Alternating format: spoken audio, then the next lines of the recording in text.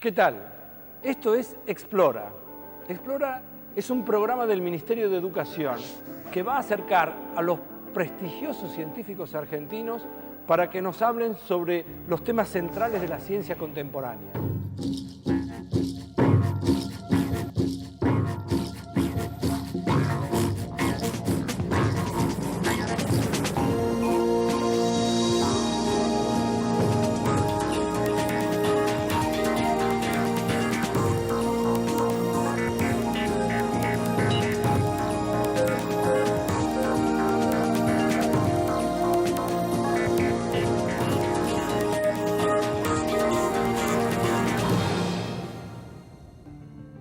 Hoy exploramos la Tierra.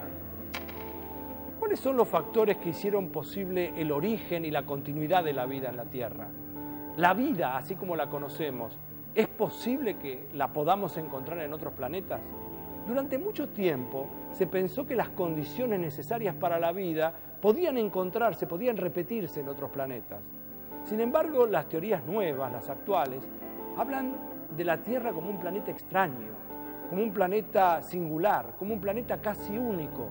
Justamente para hablar de esta teoría de la Tierra extraña, consultamos a dos de los geólogos más importantes que tiene el país, a los doctores Víctor Ramos y Andrés Folguera.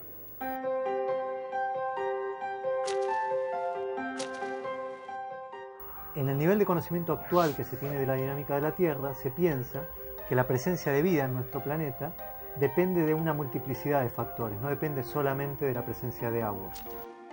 La Tierra tiene toda otra serie de características que son únicas, que aparentemente están relacionadas con la presencia de vida. Una de ellas es que la Tierra tiene un único satélite natural, que es la Luna, el cual es proporcionalmente grande con respecto a la Tierra.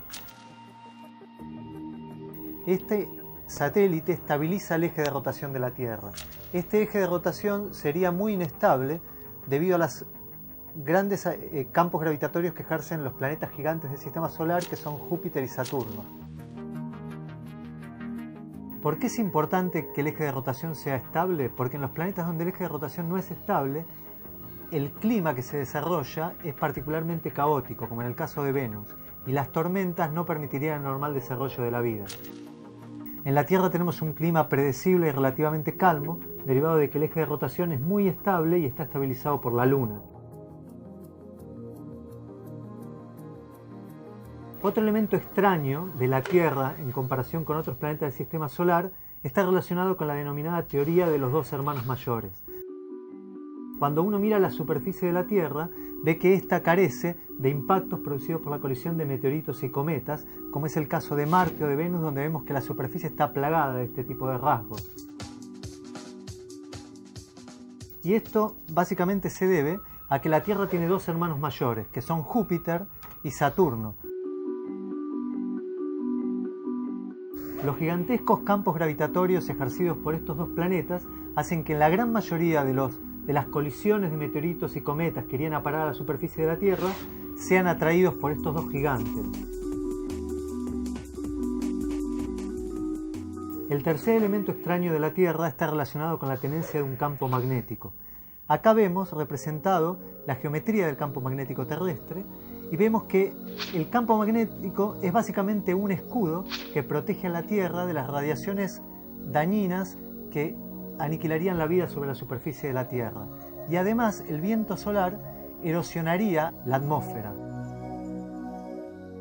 Entre las características que transforman a la Tierra en un planeta extraño, hay una que el doctor Folguera destaca por sobre todas las demás, y tiene que ver con un proceso que conforma la dinámica superficial de la Tierra y que está descrita por la teoría tectónica de placas.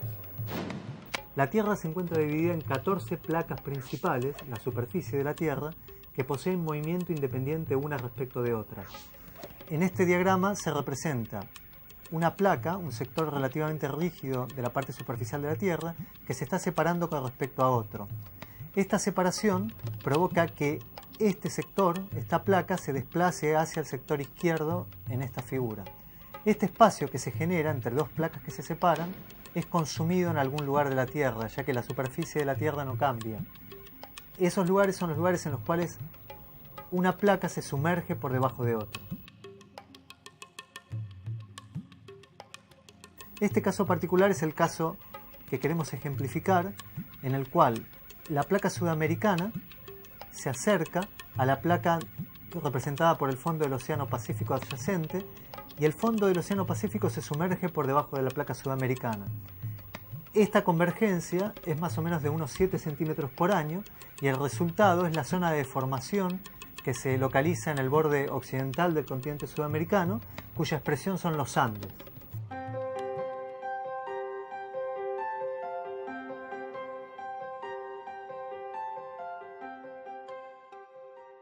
En esta probeta se han depositado sedimentos, son arenas, y esto trata de simular lo que podría ser el fondo de un océano, el material sedimentario que se acumula lentamente en ese fondo del mar. Este pistón está presionando esos sedimentos y vemos que se está generando un relieve que es producto de la deformación de ese material que originalmente se componía de láminas horizontales.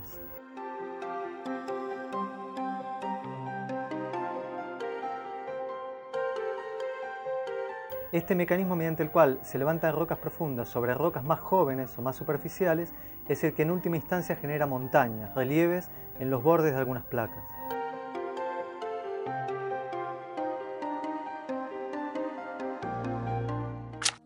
¿Cuál es la relación que hay entre la deriva continental, la formación de montañas y la existencia de vida en nuestro planeta? Hay un proceso que liga estas cuestiones y que ofrece una respuesta a esta pregunta, y es lo que se llama el ciclo del dióxido de carbono. Sigamos escuchando al doctor Folguera.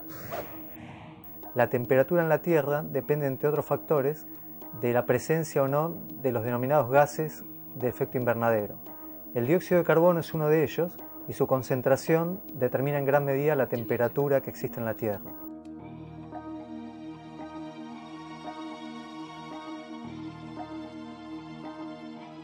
Cuando existe mucho dióxido de carbono, un excedente de dióxido de carbono en la atmósfera, la temperatura puede ser mucho más alta que la que soporta la vida en el planeta. ¿De qué depende la concentración del dióxido de carbono? Está íntimamente ligada a la tectónica de placas.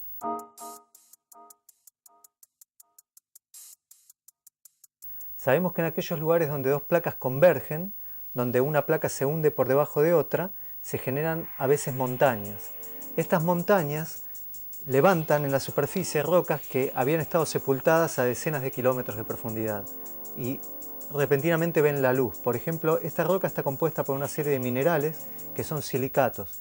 Estos minerales son estables cuando están enterrados, pero cuando son expuestos en la superficie, a través de la formación de montañas, son alterados por la lluvia y básicamente reacciones químicas que suceden en la superficie de la Tierra. En esas reacciones químicas, el producto resultante es una roca que ha sido absolutamente alterada, los minerales originales son reemplazados por nuevos minerales, y en las reacciones químicas que dieron origen a estos nuevos minerales se consumió dióxido de carbono de la atmósfera. Por lo tanto, existe una relación entre rocas expuestas en superficie, su alteración y extracción de dióxido de carbono.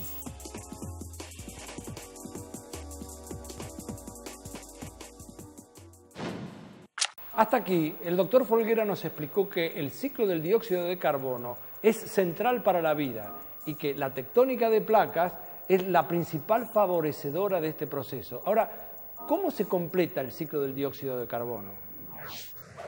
Esta es una concha de Nautilus que está formada por un mineral de carbonato de calcio. El carbonato de calcio, para su formación, requiere dióxido de carbono en las reacciones químicas que le dan origen. Estos organismos, una vez que mueren, caen al fondo de los mares, y los materiales que, producto de alteración de las rocas que se exponen en las montañas en superficie, son transportados por los ríos hacia los mares también, y tarde o temprano estos dos productos terminan en el fondo de los mares y se sumergen por debajo de los continentes en las zonas en las cuales una placa penetra por debajo de la otra, como es en el borde de América del Sur.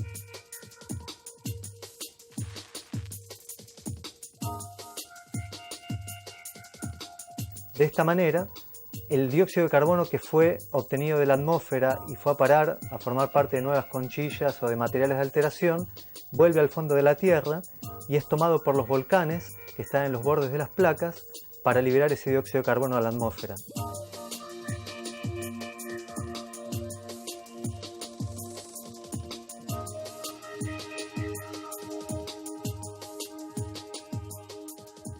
y de esta manera se cierra un ciclo en el cual, mediante los mecanismos mencionados y la liberación del dióxido de carbono a la atmósfera, el dióxido de carbono circula a lo largo de millones de años en la Tierra y está relacionado con la presencia de tectónica de placas. Según las ideas que sostiene la teoría de una Tierra extraña, la deriva continental está íntimamente ligada con el ciclo del dióxido de carbono y por consiguiente con la formación, el origen y la continuidad de la vida en la Tierra. Por lo tanto, es inexorable ir a preguntarle a la biología qué es lo que tiene para decir. Y fuimos a consultar a la doctora Beatriz Aguirre Urreta. La tectónica de placas ha venido actuando a lo largo de la historia de la Tierra y básicamente, aparte de mover a los continentes, uno de sus efectos más importantes es mantener el ciclo del dióxido de carbono. El ciclo del dióxido de carbono en la atmósfera ha tenido como resultado más notable para el desarrollo de la vida el mantenimiento de una temperatura más o menos constante en la atmósfera en rangos que permiten que el agua esté en estado líquido, que aparentemente es una de las premisas más importantes para el desarrollo de la vida. Cualquier cambio, ya sea producto de la acción del hombre o producto de la naturaleza que modifica el ciclo de dióxido de carbono, puede producir cambios en la temperatura atmosférica que pueden llegar a ser muy importantes para el desarrollo o no de la vida en el planeta. Lamentablemente, el hombre en este momento está modificando ese dióxido de carbono. Desde la revolución industrial tenemos modificaciones y que ya vemos que está produciendo en este caso un aumento de la temperatura en la atmósfera. Las consecuencias por el momento son, digamos, impredecibles.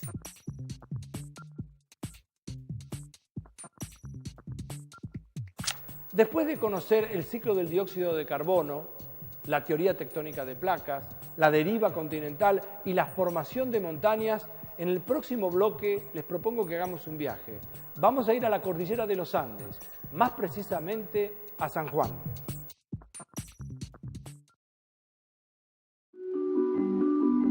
Seguimos ahora con Explora. Hoy el tema que nos ocupa es la Tierra.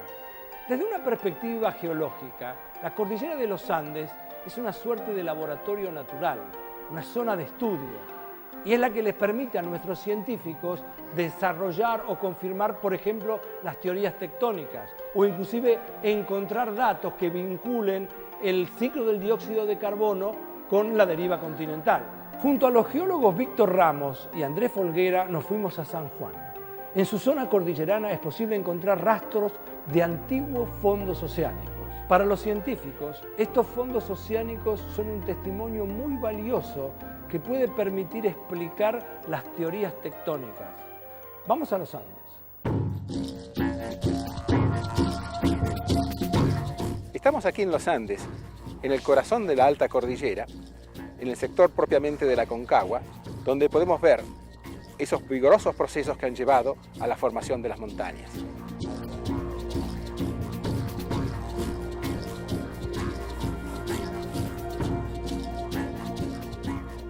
Hemos visto que los continentes se separan. Al separarse se quiebra la corteza oceánica, se forman fisuras, esas fisuras se vuelven a rellenar con material fundido, se vuelven a romper, se vuelven a separar, y así en forma intermitente esa separación de los continentes lleva a la formación de los fondos oceánicos. Esta corteza oceánica se derrama a grandes profundidades por debajo del nivel del mar, y eso hace que adquiera formas muy características. Ustedes se pueden imaginar que lavas a 1000, 1200 grados de temperatura, material fundido que se derrama a 1000, 1500 metros por debajo del nivel del mar, ese contacto entre el material fundido y el agua desarrolla formas redondeadas, muy curiosas, que conocemos como lavas almohadilladas.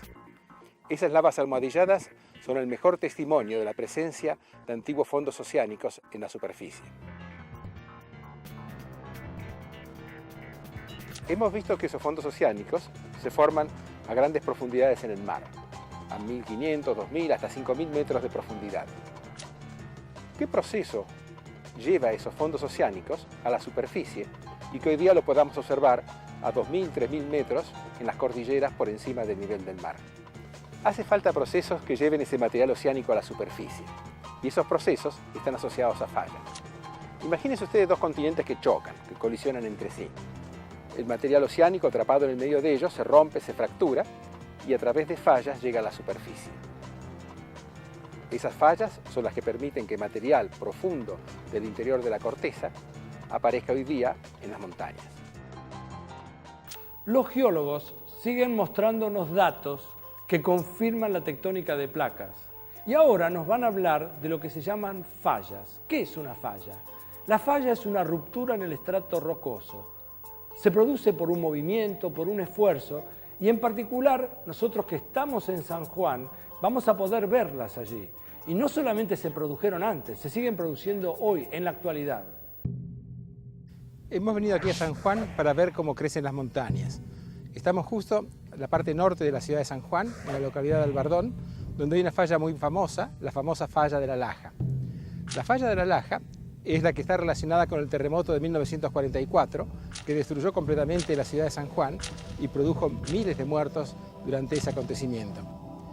Ahora, si vamos y examinamos en detalle la falla de la Laja, vamos a ver que esos 50 centímetros es una parte de la historia. Hubo como 40 terremotos equivalentes a ese terremoto de San Juan del año 44 para producir casi 18-20 metros de desplazamiento, que es lo que se observa en la falla de la Laja. Realmente el hecho de poder observar cómo funcionó una falla activa se puede lograr en zonas muy áridas como esta acá en San Juan, donde una baja tasa de erosión permite preservar los lagos a través de miles y miles de años. Es importante ver que estos depósitos de acá abajo, que son los depósitos terciarios, están cortados o truncados por esta falla y tenemos aquí depósitos terciarios encima del cuaternario. O sea que tenemos depósitos de 15 millones de años, depósitos de menos de 2 millones de años y aquí encima de vuelta depósitos de 15 millones de años. Es importante tener presente, para entender cómo se produjo esta falla, que este contacto, que aquí estamos viendo entre el cuaternario y los depósitos terciarios, es exactamente el mismo contacto que podemos ver allá arriba. Esta posición de acá es coincidente con aquella de allá. Los cálculos así realizados indican que hay 18 metros de desplazamiento que se han producido en los últimos 2 millones de años.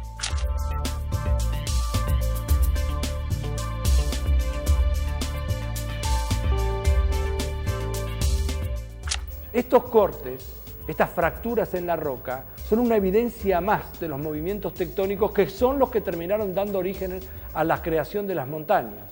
Y de pequeños desplazamientos de 18 metros, vamos a ir ahora a una segunda fase, a la falla de Villicún, que produjo un desplazamiento de 10.000 metros.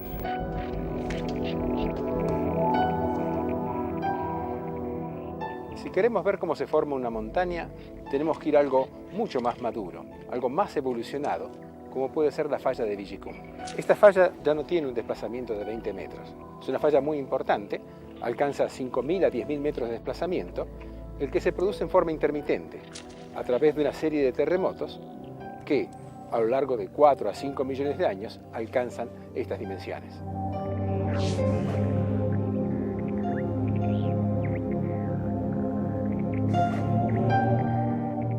Esta falla es la falla principal de la región y la falla que hemos visto con anterioridad de la Laja es una respuesta pasiva a la importante estructura que se está formando aquí al pie de la Sierra de Villicún.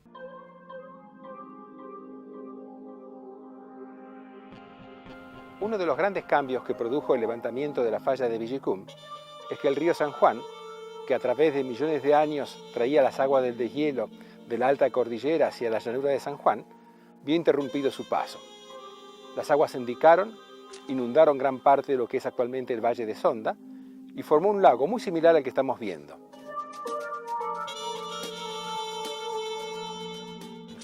Esta falla se ha formado a través de varios millones de años.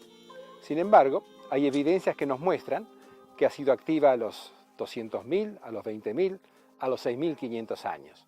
Por eso, los geólogos decimos que esta falla es una falla activa. Como veremos a lo largo de este capítulo, la teoría de la deriva continental es central para la demostración de este proceso del movimiento tectónico y del desarrollo y de la creación y generación de montañas. Y a tal punto esto es importante porque tiene que ver con el origen y el sostén de la vida. Vamos a ver ahora una reseña histórica que tiene que ver con el origen de la teoría de la deriva continental.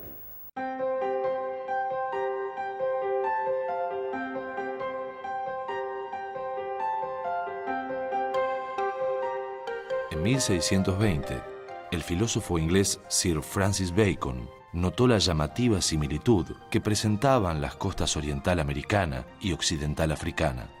Sin embargo, pasarían unos 200 años hasta que Antonio Sneeder recogiera fósiles de plantas a uno y otro lado de estas costas, notando su absoluta similitud. Luego fue Alfred Wegener, un meteorólogo alemán, en 1915, quien propuso la teoría más audaz hasta el momento.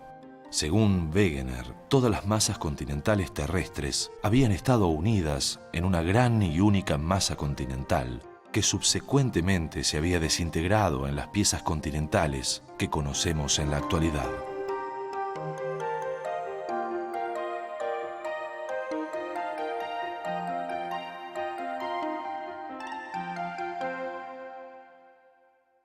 En la primera parte del programa, el doctor Folguera nos hablaba de que cada vez que se levanta una montaña, aparecen rocas que por primera vez ven la luz. Esas rocas requieren de una cantidad enorme de dióxido de carbono. Esto les sirve para generar nuevos compuestos. Además, el ciclo atmosférico requiere de condiciones diferentes y por lo tanto para mantener y regular el ciclo del dióxido de carbono hacen falta que se produzcan distintos procesos. Es por eso que vamos a ir ahora a la cordillera de los Andes para buscar nuevas evidencias sobre esto de lo que hablaba el doctor Folguera. La falla de la cantera, que está ubicada al pie de la cuesta del Tambolar, nos permite observar otros procesos que aparecen asociados al desarrollo de una falla. Si observamos en detalle las rocas que aparecen asociadas a esta falla, vamos a ver que rocas aparentemente rígidas, sólidas, muy resistentes, aparecen dobladas, plegadas, en forma muy plástica. ¿Cómo es posible que rocas tan rígidas puedan plegarse con tanta facilidad? Para comprender los procesos que actúan, tenemos que tener en cuenta que estas rocas han sido deformadas, han sido plegadas a condiciones de presión y temperatura muy altas, como las que existen a miles de metros de profundidad. Esto evidentemente era una antigua playa donde había una gran cantidad de vida, digamos. Estos corales realmente son excepcionales, son muy abundantes y está todo bioturbado, todo, digamos, retrabajado por la acción de los organismos.